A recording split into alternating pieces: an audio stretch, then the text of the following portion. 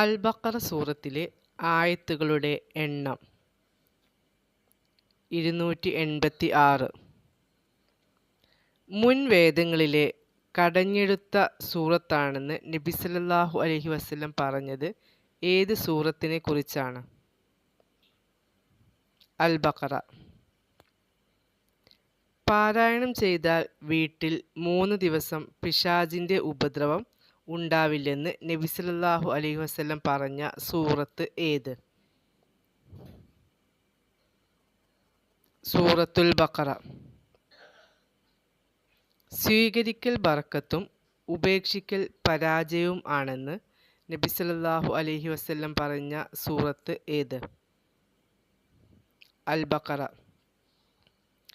ആയത്തുൽ കുർസി ഏത് സൂറത്തിലാണ്?